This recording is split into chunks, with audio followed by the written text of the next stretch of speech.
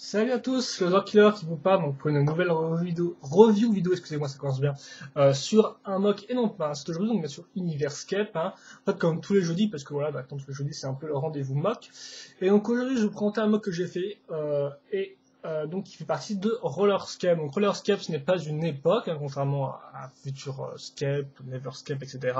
C'est plus ou moins, encore une fois de plus, un espèce de nom pour définir en fait un ensemble de mocks qui fait partie d'une compétition de roller, tout bêtement.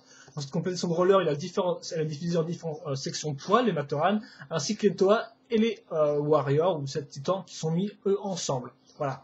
Et donc, bien sûr, ça peut être Toa avec des rollers, c'est des Matoran avec des rollers, mais les titans ont souvent plus tendance à avoir directement les roues au niveau de leurs pieds, en fait, un peu à la façon d'un bras, si on veut comparer ça, c'est officiel.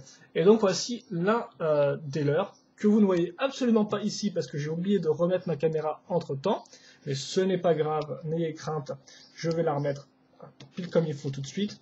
Je vais essayer de me dépêcher parce que ça fait quand même des fois que je fais cette vidéo, pour tout vous dire. Parce que la première fois, je faisais genre plus de 20 minutes. Et en plus, elle était un peu nulle et tout, et je m'embrouillais. Donc, j'essaie de faire un truc, ok. Et on a déjà beaucoup moins de soleil à cette heure-ci. Donc, je vais remettre ma lumière artificielle. Donc, comme on peut voir, un mock blanc et bleu trans, parce que le bleu trans, c'est la couleur de l'avenir. Enfin, non, je sais pas, mais j'aime beaucoup les couleurs transparentes. Enfin, je suis pas c'était un gosse pour ça, j'aime beaucoup le orange transparent et le bleu transparent. Et je rêverais que les Golden nous sortir du, je ne sais pas, du vert ou du rouge transparent, parce que je l'achèterais directement. Donc, en fait, donc ce titan-là, tout bêtement, donc il n'a pas de nom encore à l'heure où je fais la review, mais bon, il y en aura un sûrement dans les jours qui viennent, enfin, quand j'aurai posté la vidéo, tout bêtement. Et donc, ouais, passons à l'aspect storyline, c'est parti de Rollerscape, donc compétition de roller qui se déroule à Futurescape, donc l'époque un peu futuriste. Ouais, vous en serez pas, vous avez vu le nom du truc, hein. Enfin oui, donc oui, une époque un peu plus futuriste que, je sais pas moi, Lifescape ou Rollerscape. Et donc, on va commencer tout de suite, donc j'essaie de faire rapidement pour cette review, parce que vous avez plus de 20 minutes comme j'ai dit, donc c'était un peu énervant.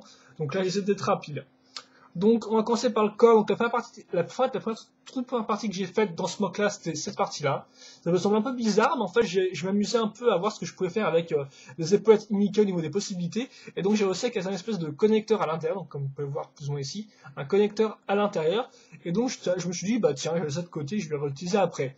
Finalement, ça s'est greffé sur le corps pour avoir une espèce de forme assez classe, comme on peut voir au niveau relief, parce que c'est vrai que souvent des fois le relief c'est un peu chiant au niveau bionique parce que on monte couche par couche nos pièces, et donc voilà, donc des fois ça fait un peu carré. Là j'ai réussi à avoir un truc un peu de biais comme ce niveau du corps, et donc j'en suis assez fier. Je pense que le corps, sérieusement, c'est la partie dont je suis le plus fier pour ce mock là. Donc voilà. Pour le reste du corps, en fait, donc je vous expliquerai après quand cette partie tienne. Mais sinon, le corps est fait avec une base verticale qui permet pas mal de mouvements, en fait, qui permet pas mal de possibilités, vu que, en fait, comme on peut le voir, elle est pas trop fermée comme pièce, il y a pas mal de trous, tout ça. Donc ça fait qu'on peut casser par exemple une barre, ici une barre technique, et la relier ensuite à un bassin vaquille, voilà, pour mettre les jambes. Ce qui fait qu'on peut avoir un corps assez grand facilement, donc un corps de warrior, tout bêtement, encore un peu plus grand que la normale, voilà. Et donc sur ce corps-là, tout bêtement, j'ai greffé les bras. Tout d'abord, je vais vous parler des bras ici, donc avec un double connecteur. Au début, c'est vrai qu'effectivement, ça c'est un peu énervant, c'est qu'on a un double connecteur et qu'on sait pas trop. Le mieux quand même pour avoir de bonnes articulations au niveau des bras, c'est d'avoir deux ball joints, comme une base Imika ou une base Piraka. Mais quand on n'a pas ni l'une ni l'autre, on doit faire soi-même, trouver soi-même comment avoir des ball joints dans son modèle. Et donc là, tout bêtement, j'ai mis le double connecteur, puis ensuite les bras métriques, soit assez petits, et qui ont permis d'avoir des ball joints donc à ce niveau-là pour les bras. Et donc j'aime assez bien cet aspect-là aussi parce que, comme on peut le voir, c'est des bonnes pièces, je trouve, ces bras métriques qui arrivent d'avoir une forme assez, je peux la mettre en biais. On a quand même un petit piston qui ressort, donc niveau détail, c'est pas mal du tout. Et là, j'ai quand même bien une forme de torse, je trouve. Bon, même si les épaules sont un peu descendantes et tout, un peu tombantes, mais je trouve ça quand même assez, je suis assez fier du résultat, quoi, voilà, que j'ai eu. Et au pire, si je les trouve trop basses, je peux un peu les relever comme ça, et elles seront cachées derrière les deux épaulettes Nika, voilà, qui les couvrent, tout bêtement. J'espère que vous voyez bien le modèle. Les bras en eux-mêmes sont beaucoup plus simples, hein, c'est tout simple, oui, je vous le répète, c'est tout bête, hein, voilà, donc avec des yeux un peu de broc pour comme et tout. Là, donc, un bras de Mactoran pour donner une forme un peu arrondie, parce que c'est vrai que des fois les bioniques sont un peu genre tout droit quand on les regarde de face, hein, un peu tout carré. Avec la forme arrondie, ça peut avoir un rappel de forme au niveau des roues, dont je parlerai plus tard, et aussi de l'arrière, dont je parlerai aussi plus tard. Là où on peut par exemple remarquer quand même un défaut du set, c'est qu'effectivement, vu de face, il fait assez maigre. Il y a quand même une très grosse différence entre ces deux parties-là, un gros vide. Donc ça c'est vrai que ça c'est un peu un des défauts, c'est qu'en fait il est très beige au niveau des jambes, et puis au niveau du corps, c'est assez maigre avant de repartir vers un une bonne grosse forme en V, tout bêtement. Voilà. Et enfin, pour conclure sur les bras, donc j'y suis, on va remarquer que les mains sont des têtes de Glatorian, parce qu'effectivement, c'est vrai que des fois, on veut mettre des connecteurs de base, mais c'est un peu petit, et donc c'est vrai que Shadow m'avait appris une technique pour faire des mains un peu plus balèzes, en utilisant un connecteur et un pied de slicer. Mais étant donné que j'avais déjà utilisé la technique pas mal de fois dans les mocks de Unleashed, j'ai décidé cette fois-ci d'utiliser une tête de Glatorian pour changer un peu. Voilà. Donc, à ce niveau-là.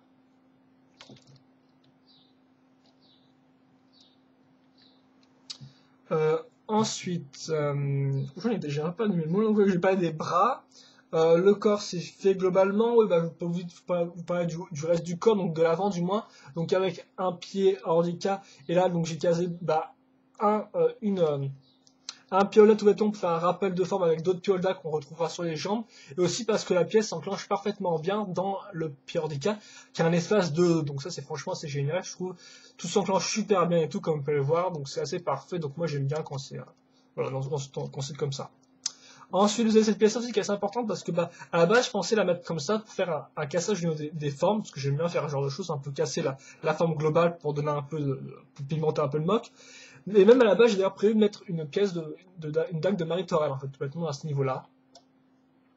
Mais au final, je trouve que ça rendait pas forcément supérieur d'avoir une excroissance à ce niveau-là, et que le mock devrait peut-être rester assez souple au niveau du design, assez normal, quoi. C'est pour ça qu'au final, j'ai un peu fait quelque chose de moins extrême en mettant juste une œil de Borak à ce niveau-là, et comme ça. Aussi, vous noterez qu'il est bleu foncé pour faire un rappel de couleur avec ce bleu-là, ici, parce que c'est vrai qu'effectivement, lui, ce bleu-là, ce bleu transparent-là, est beaucoup plus foncé que celui-là, voilà.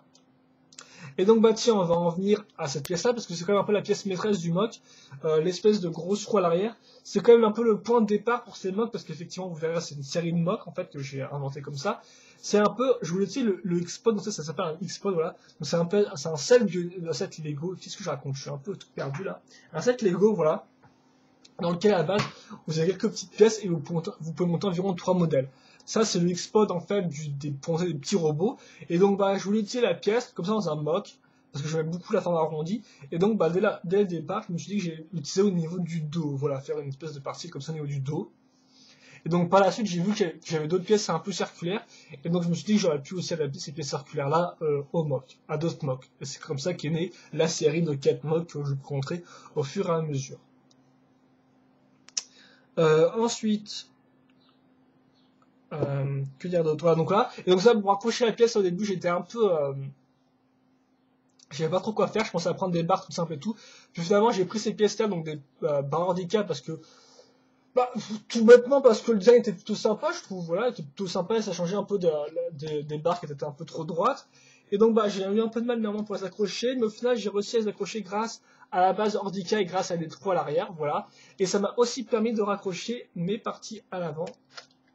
Ici, voilà. Parce que, tout bêtement, comme vous pouvez voir, il fait super sombre, là, tout d'un coup.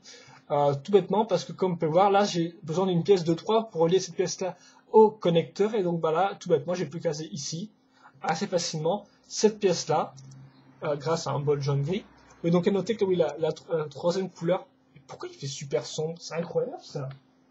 Il y a un super grand soleil, là, il fait genre super sombre et tout, je me croirais à la nuit, quoi. Incroyable. Et donc, oui, niveau couleur tertiaire, j'ai pris du gris au final, parce que c'est vrai qu'effectivement au début, je voulais juste faire blanc et bleu, bleu transparent, mais c'est vrai qu'au bout d'un moment, j'ai pas forcément plein de petites pièces en blanc, quoi, voilà. Donc j'ai pris les grises à défaut de prendre du noir pour changer un peu, même si des fois le noir aussi était essentiel, mais j'ai vraiment essayé de minimiser. Et aussi, j'ai aussi essayé de minimiser les jeux de Borak, parce que même si vous en avez vu quand même quelques-uns et tout, c'est vrai que j'aime pas trop les mocks quand il y en a trop, parce que c'est vrai que les jeux de Borak, c'est une super pièce, niveau passe partout pour remplir un peu les petits trous et tout. Mais le problème, c'est que c'est un peu la seule que Lego ait faite, quoi. Donc c'est vrai qu'on l'utilise assez souvent. Et des fois, il y a des mocks qui sont blindés d'œil de Borak dans tous les sens pour remplir tous les trous. Et je trouve ça pas forcément génial, des fois. Donc j'essaie de minimiser un peu à ce niveau-là. Même si, bon, au final, il y en a quand même pas mal, hein, faut bien l'avouer. Voilà. Donc, vous avez parlé des bras, du corps, tout ça, je pense que vous avez plus ou moins l'idée. Donc oui, effectivement, des petits défauts à ce niveau-là. Il fait à nouveau nu, c'est génial. Donc maintenant, je vais parler un peu des jambes. Donc les jambes, tout bêtement, si on enlève ça, on va vite fait comprendre comment ça marche. C'est deux connecteurs reliés avec deux pales de slicer qui bougent un peu parce que effectivement, j'ai essayé différentes configurations et j'ai mis au final une barre en croix qui traverse une pièce ronde. Donc forcément, ça ne tient pas bien du tout. Enfin, ça ne tient pas bien du tout. J'ai essayé au maximum de la faire tenir comme je pouvais, avec beaucoup de pièces en plus, beaucoup de petites pièces et tout ça, voilà. Donc ce qui fait que ça bouge un peu, mais sinon, voilà. C'est vraiment incroyable le temps qu'il fait là. Et donc, là, vous avez ça pour rajouter un peu au-dessus, donc pour avoir une espèce de forme arrondie et assez puissante. Voilà, c'est fort. Pour vraiment donner une bonne grosse forme à ce niveau-là, quoi. Pas un truc tout simple et tout fin. Pour vraiment faire mieux ressortir le corps, parce que c'est vrai, effectivement, si on regarde de côté, le corps et tout part bien comme ça, et puis après, il se rétrécit simplement, donc après, je vais en faire partir comme ça, un peu comme un pantalon un peu large au final, voilà.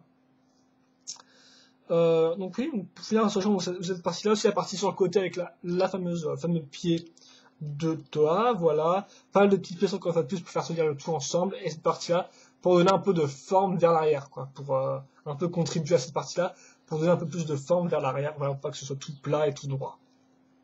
Et vous remarquerez aussi ça pour les cuisses, voilà, parce que c'est une pièce toute ronde et qu'elle est assez souple, donc elle convient bien à l'esprit du mock, je trouve.